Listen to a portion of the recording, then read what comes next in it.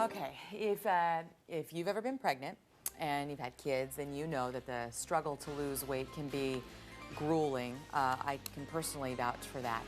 But after Jessica Simpson's national appearance on television yesterday, there's been a lot of buzz about her weight loss and her struggle.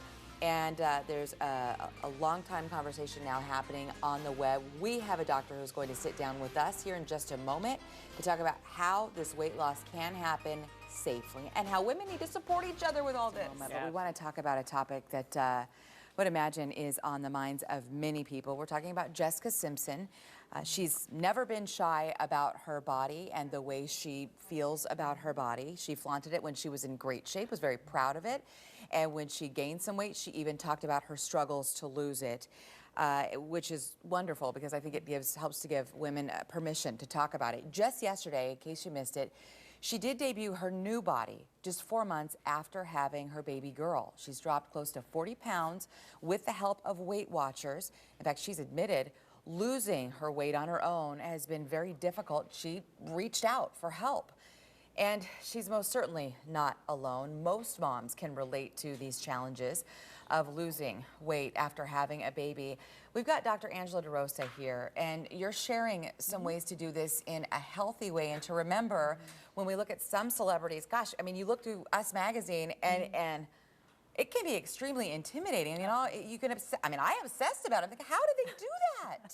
Well, you have to understand that these celebrities, that's their job, first and foremost. They have a lot more time than the average mom who has just delivered a baby. Also, they have a lot of different auxiliary things that can help them. They have trainers, they have cooks and chefs, and oftentimes they're under really strict protocols to lose that weight because they are under the microscope, as you often know. We're talking about Jessica Simpson. That poor thing is under the microscope right now, and everyone has berated her for the weight that she gained during that delivery. Which is 100% natural. Oh, You're completely. supposed to gain weight when you have a baby. Absolutely. One of my favorite parts in the interview, in case you missed it, she was saying, well, gosh, I mean, I just thought that I was gaining water weight, and I figured after I had the baby, it would go away. I have to confess, I thought the same thing. I couldn't believe that this would happen, and it's just not that way. A lot of you have chimed in on my Facebook page, some of you saying, well, you know, you need to really watch what you eat while you're pregnant. I gained 70 pounds, and I did watch what I eat. So it's one of those things you just can't judge.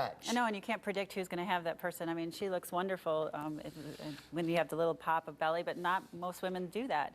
Most often we gain weight all over, and it can be a huge struggle, and it's very frustrating for people like you who are very fit and toned most of your life, and then all of a sudden you get pregnant and this little alien takes over your body. But you have to give yourselves permission. You've got to be patient. I loved your tips, Dr. DeRosa. Yeah.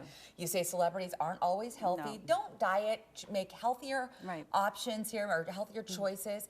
Breastfeeding, you can lose so much weight as a result of this. Approximately you burn extra 300 to 500 calories a day just from breastfeeding alone, and also increasing your calcium intake and getting proper sleep. I know that's incredibly hard right after a delivery, but getting sleep can burn another 300 to 500 calories a day. So right there, you've got another 6,000 to 1,000 calories just from breastfeeding and sleeping right. And that might be the great way to bring Dad in on it and say, hey, listen, if I get some sleep, honey, my baby weight's coming off.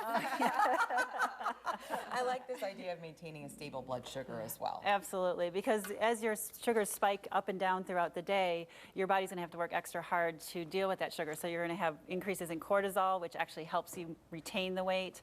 And also your insulin resistance is going to start to develop. Your pancreas has to work so much harder, which then makes it harder for your weight to come off. So you're better off eating high protein, very low glycemic index carbs, so the brown sugars, so more rices, brown rice, the wheat grains, and all those things, instead of the white processed food, because those will rapidly uptick your sugars, which then cortisol spikes. That's why we hear so much about trying to keep the white stuff out of the diet. Absolutely. Right? So it just makes it harder for you to lose. So we brought Gina and April in I feel like we're like the before and after picture here. You look wonderful, by the way. She's one of those women we don't like during pregnancy because she's so perfect. She's got the little pop right here. That's true, but I am getting a lot of catty comments like, oh, you only gained this much weight. But this is all about genetics. It really is. We had this conversation in the newsroom yesterday because, you know, this can be so emotional. And, you know, this was me the day we came home from the hospital. And I got to tell you, it was so I realize, you realize how vain you are when you're looking at these pictures. I was feeling guilty about that. And I almost didn't share this photo because I was nervous about it. Yes, yeah, you and I were both nervous. In fact, this picture is actually 2 months after I gave birth. And, I gained 50 pounds total. You said, Kayla, you gained 70. And at 2 months, I still had on a good 30 extra pounds, and I just couldn't get off. What I wanted to ask you, doctor, was, you're getting barely any sleep.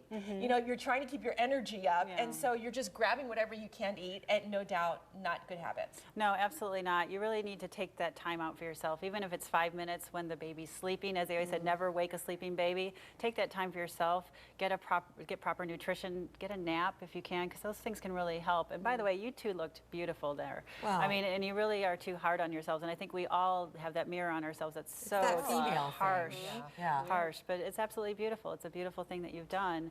And you need to take extra care of yourself during that time, even if you need to bring in outside sources to help you get that time. We appreciate your time this morning. Hopefully we're giving some folks some hope out there if you're dealing with this.